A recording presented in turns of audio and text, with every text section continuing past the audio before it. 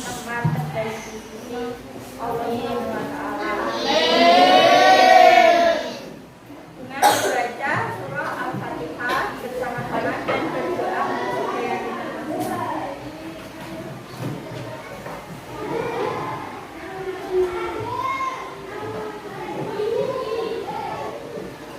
Sebelum kita mulai pembelajaran pada siang hari ini, kita berdoa terlebih dahulu ya. Silakan ketua kelasnya memimpin doa.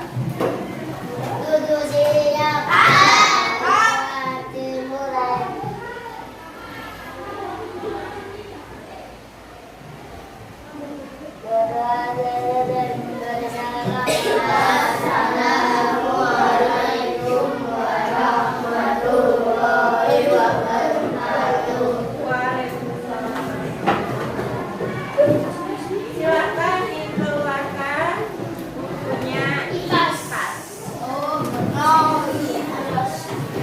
Hari ini kita akan membahas tentang apa?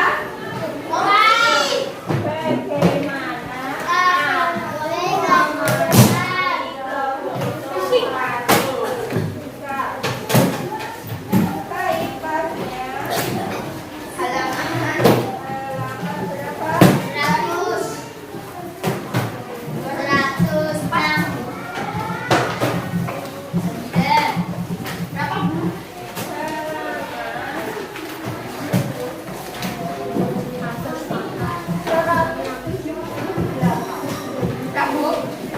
Sudah?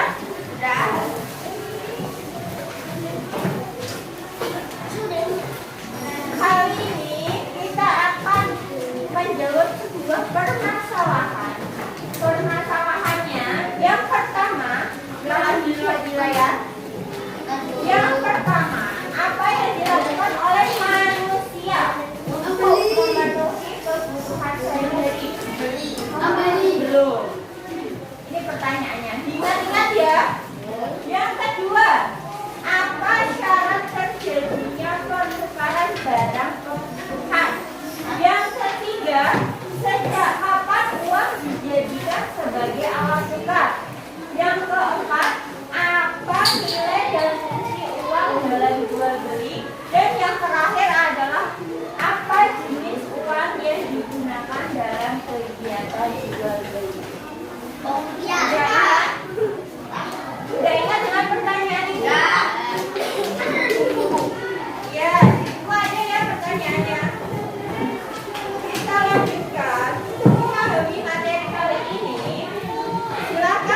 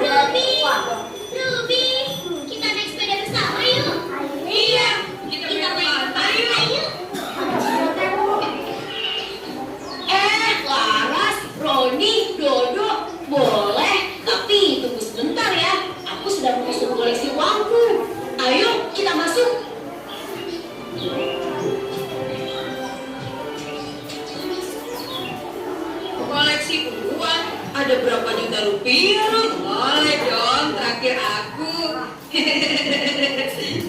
Uang apa itu? Sepertinya aku baru melihatnya. Oh, semua ini uang lama yang hanya berlaku di zaman dulu. Jadi tidak bisa digunakan lagi untuk jajan. Kalau tidak bisa digunakan lagi, untuk apa disimpan-simpan, Ruth? Bahkan disimpannya di tempat khusus pula. Ini semua peninggalan kakek dan nenekku. Uang-uang ini disimpan di tempat khusus karena masing-masing punya cerita. Kalian mau tahu? Mau!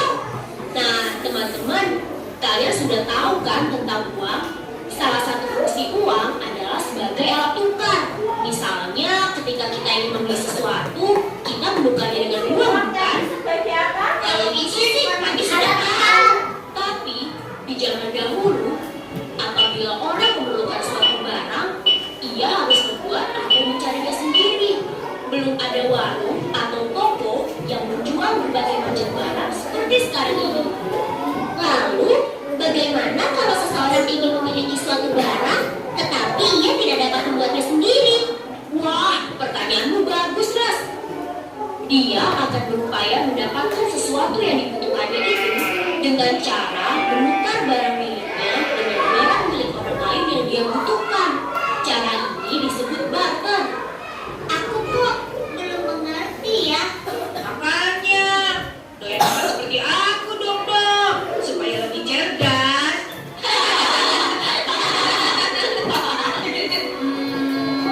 Misalnya begini, Pak Demang sedang memerlukan sapi, maka ia akan mencari pemilik sapi yang mau menukarkan sapinya dengan barang milik Pak Demang. Misalnya ditukar dengan satu karung bawang putih.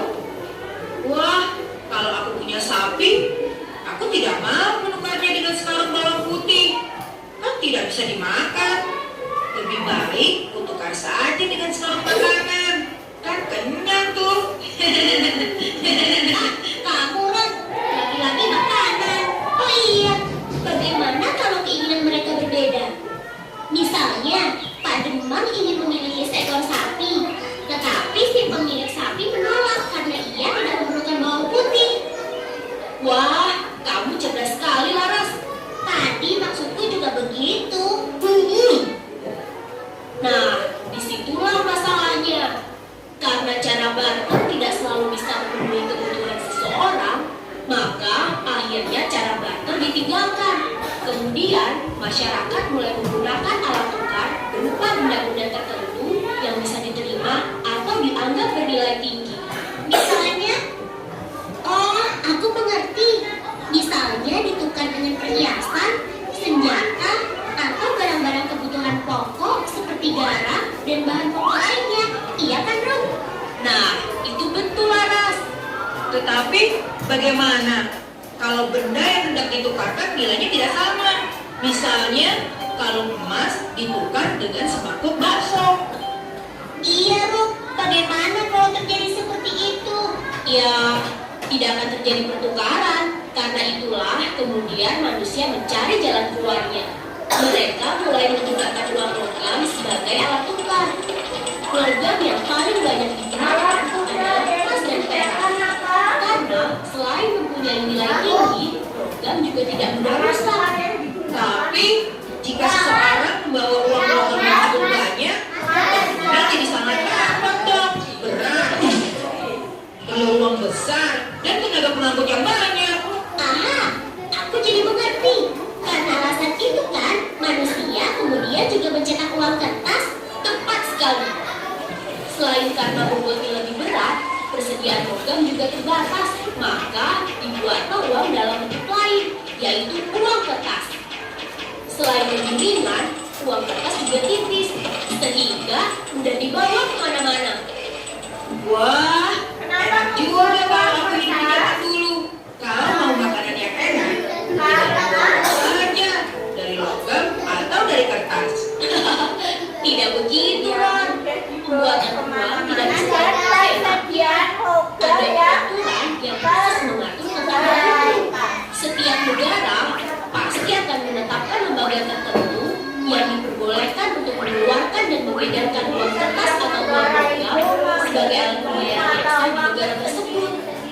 Kalau di Indonesia, lembaga seperti itu apa namanya, Ru?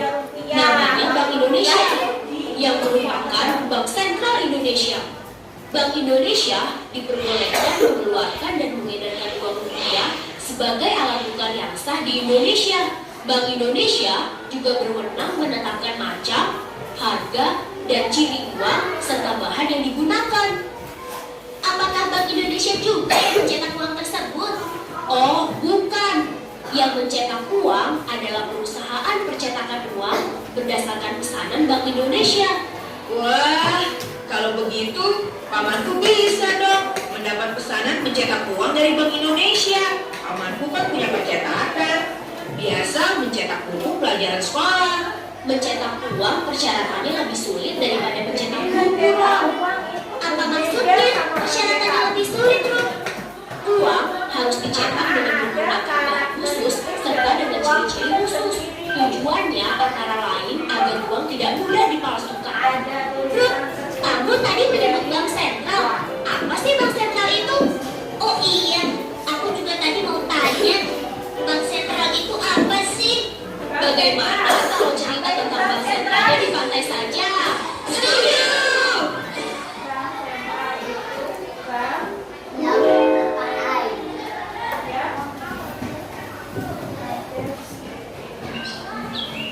Teman-teman, ayo kita berlomba. Siapa yang bisa sampai ke pelabuhan lebih dahulu akan aku beri hadiah. Hadiahnya apa, Ruby? Mie ayam atau sate ayam? Oh, kamu Ron, makanya terus yang dipikirkan. Hadiahnya satu keping uang logam kuno. Oke deh, aku yang hitung ya. Perlombaan dimulai pada hitungan kelima. Siap, 1, 2, 5. Hei, kau dicurang. Awas ya, aku susul kamu.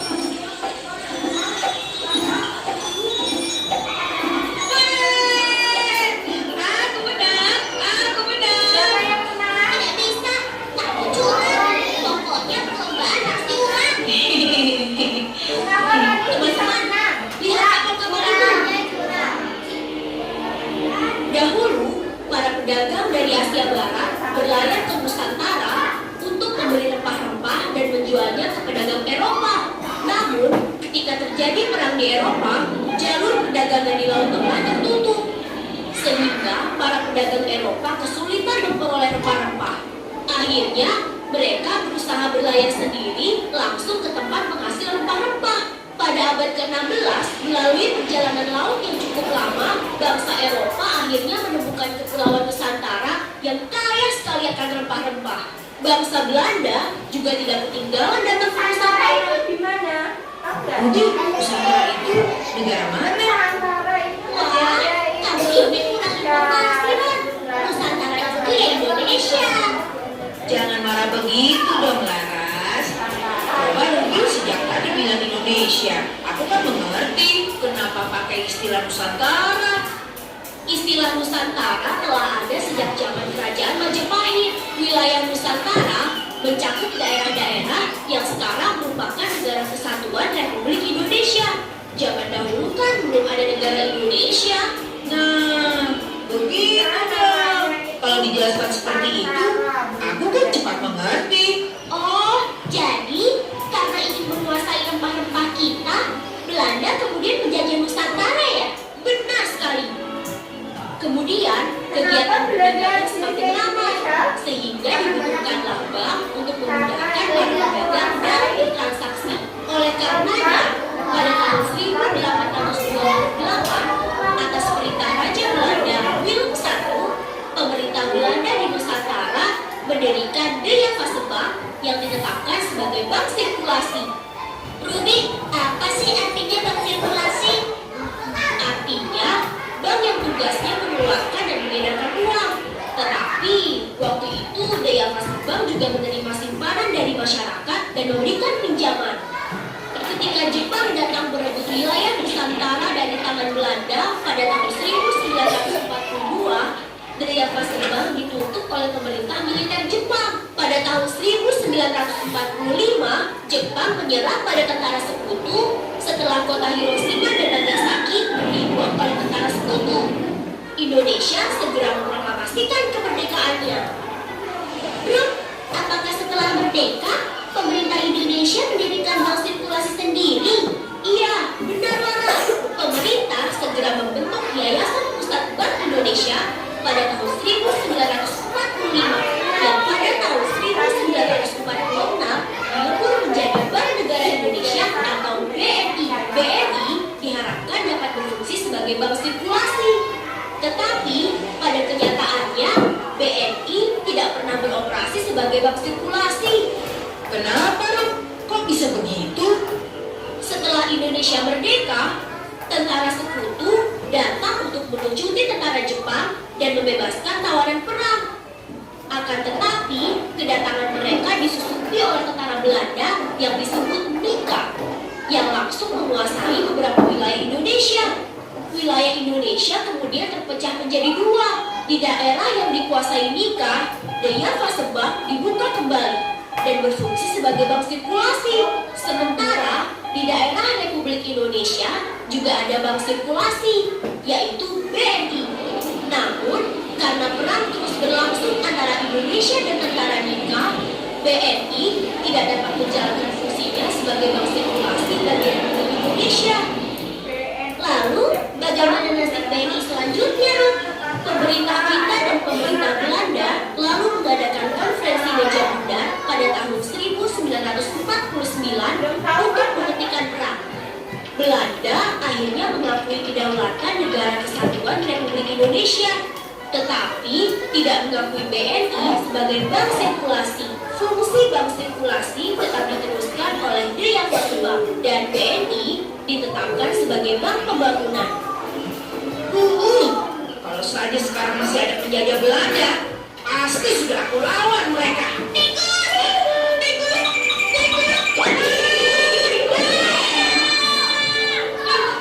Mana tikusnya? Roni, sama tikus saja takut mau melawan tentara Belanda.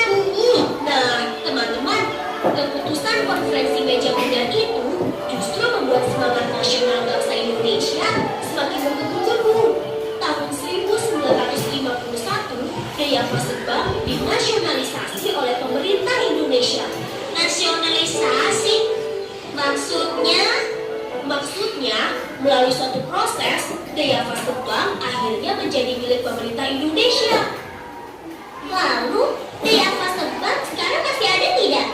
Sekarang sudah tidak ada. Pada tahun 1953, Daya Fasebang diganti menjadi Bank Indonesia sebagai Bank Sentral Indonesia.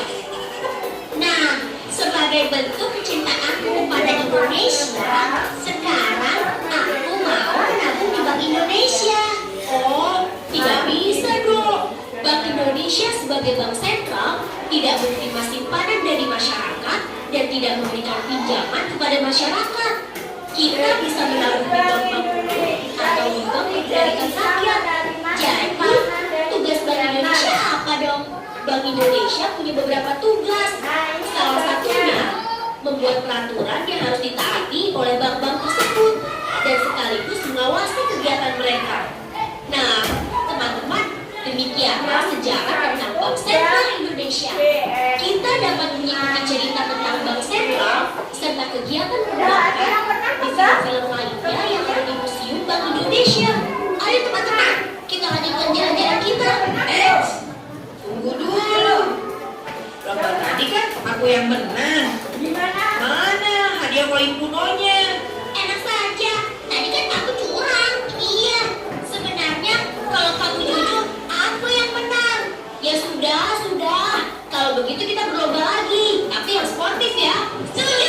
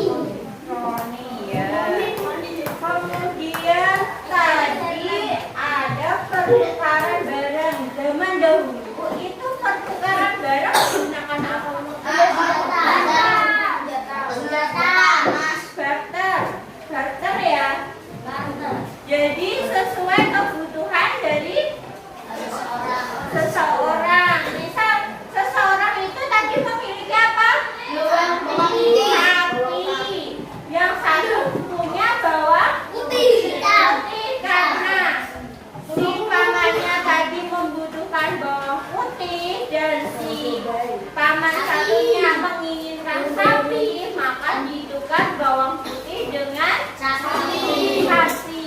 Apakah itu sama-sama menguntungkan? Menguntungkan? Menguntungkan tidak? Menguntungkan tidak? Yang menjawab menguntungkan coba angkat tangan. Yang menjawab menguntungkan. Yang menjawab tidak menguntungkan.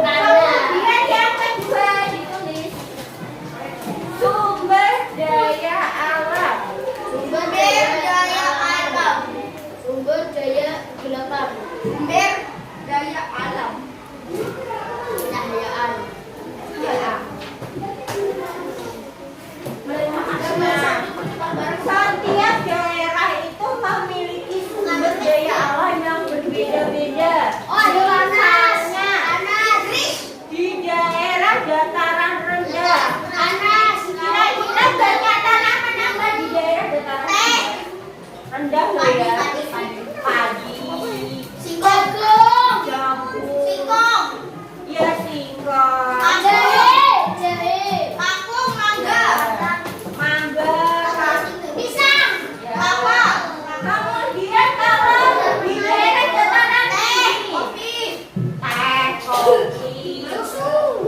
Susu itu di dataran rendah ada. Terus apa lagi? Oh, alam. Sayuran, buah-buahan. Jadi setiap daerah itu memiliki sumber daya alam yang berbeda dan beragam, sangat banyak. Kemudian yang ketiga, silakan ditulis sumber daya manusia. Sumber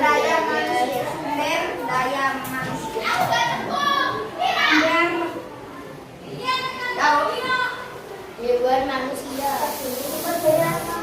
Ya, sumber daya manusia ini, jadi setiap manusia itu tidak mungkin memiliki semua keahlian, ya enggak? Ya.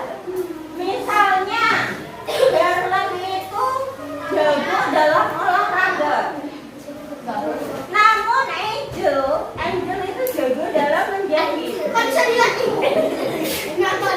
Karena helm ini membutuhkan baju untuk dipakai ketika lomba olahraga. Gak mungkin helm menjahit sendiri. Ya, Bisa, Bu. Memang bisa. Mungkin dong. Iya bisa dilatih. Maka helm.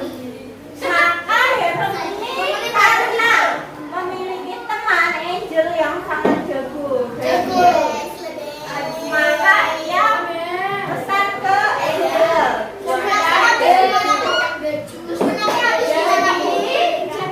Setiap manusia itu membutuhkan bantuan orang lain dalam memenuhi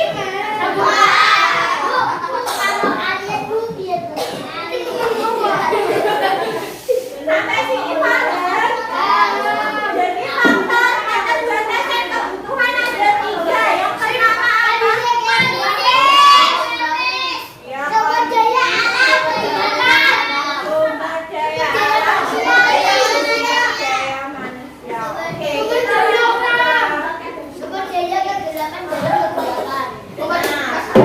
ini tadi dari tukar apa sapi dan bawang putih.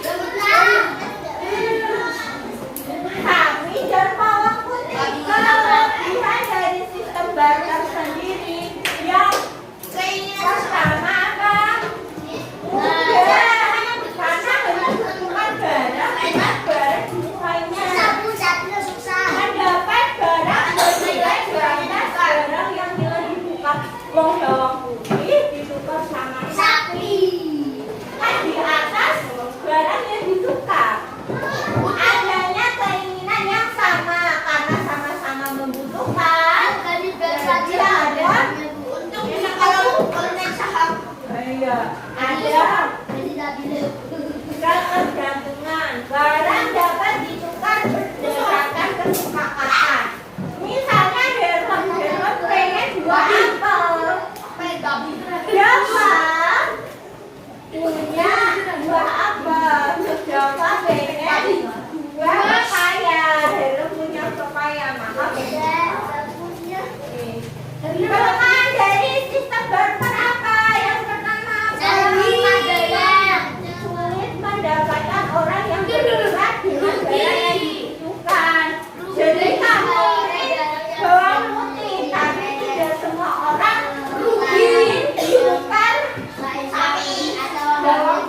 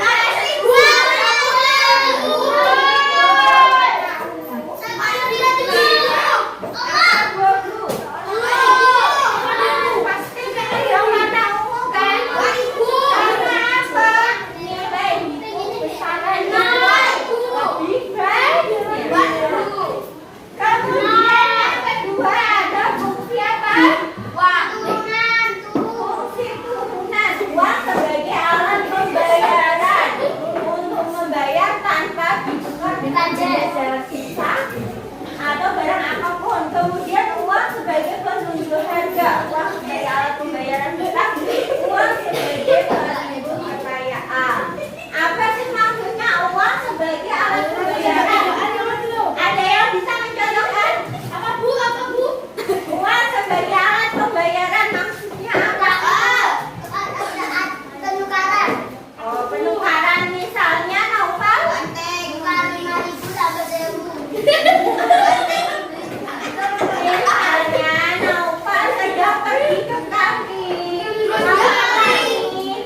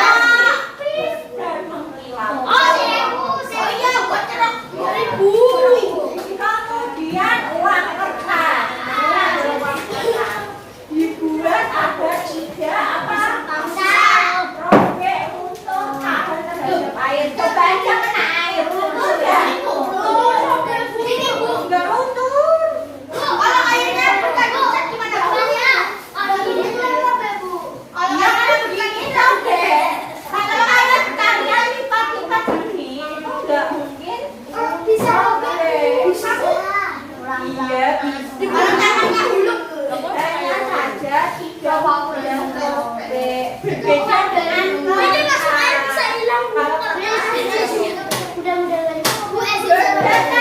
nilai itu bernilai penuh. Misalnya uang 500 rupiah itu nilainya penuh dan berat. Sedangkan ini itu seperti bodi tidak bersifat penuh. Misalnya uang kertas. Uang kertas ini lebih ringan daripada uang koin. Jadi kalau beratnya itu lebih berat uang koin daripada uang kertas. Misal uang 2.000 dengan 10.000 ini sama. Sama enggak? Sama, cuma nilainya yang berbeda. Ya tidak? Tepat kan? 2.000 dengan 10.000 sama.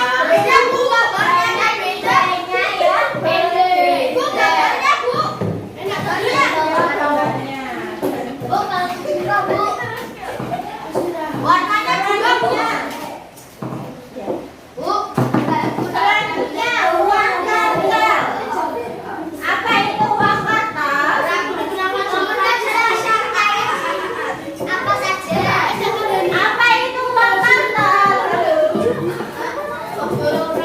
Apa itu uang kartal?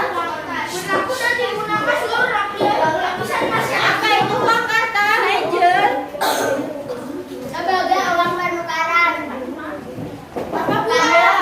Uang kartal itu uang dalam bentuk logam dan kertas. Sedangkan uang giral itu uang dalam bentuk cek atau biljet biru.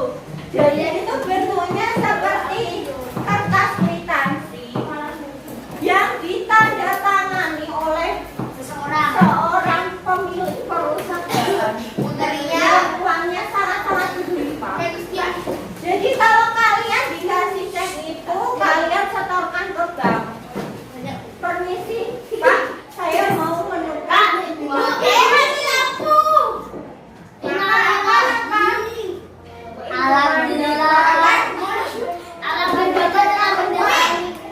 Ya, maka akan mendapatkan uang sejumlah misal di kertas itu tertulis cek.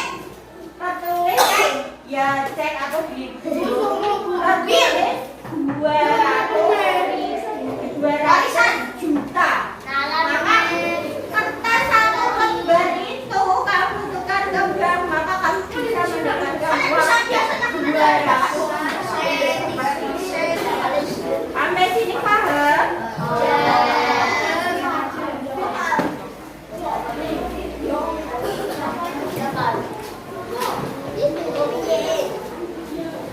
Dilanjutkan.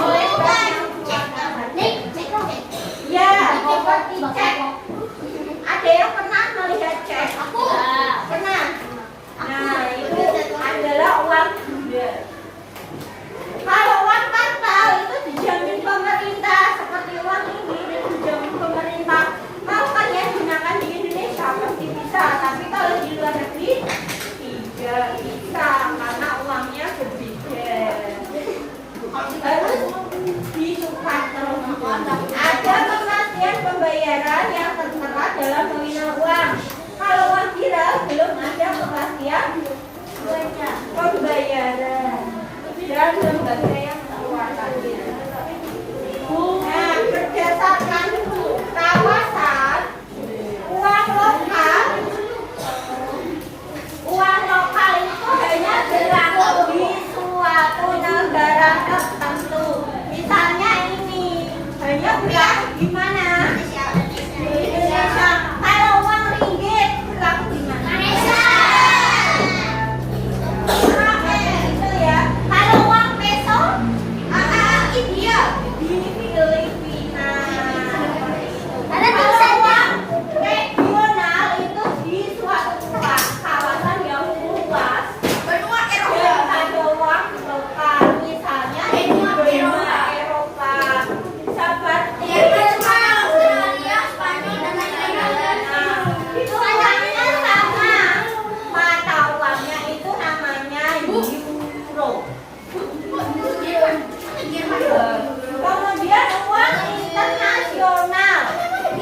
Uang internasional itu berlaku di seluruh dunia untuk standar pembayaran. Contohnya apa? US dollar atau uang Amerika Serikat. Sampai sini ada yang ditanyakan?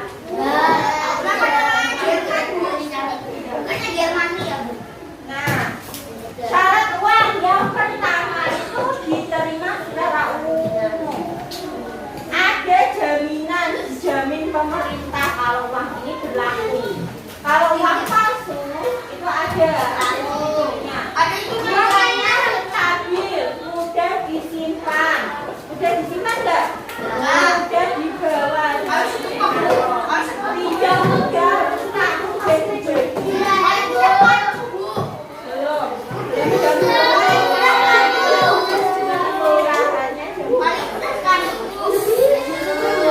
Silakan Ibu kembalikan uangnya. Silakan kalian amati uang saku kalian. Kira-kira apa perbedaan dari uang lain?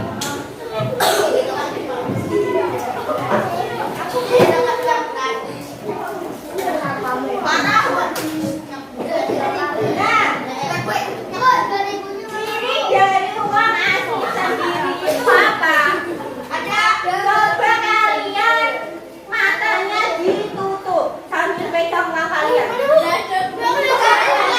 Uangnya dipegang, ayo. Uangnya ditutup, matanya ditutup, uangnya dipegang. Dan kalian raba. Kalian raba. Pasti ada bentuk-bentuk angka. Ya, kerja-kerja kan? Itu menandakan kalau itu adalah uang asli. Kenapa uangnya itu dibuat berinjil-berinjil? Tahu nggak? Karena untuk orang yang buta netra itu agar tahu, oh ini uangnya uang 2020. Seperti itu. Kemudian ada bendera.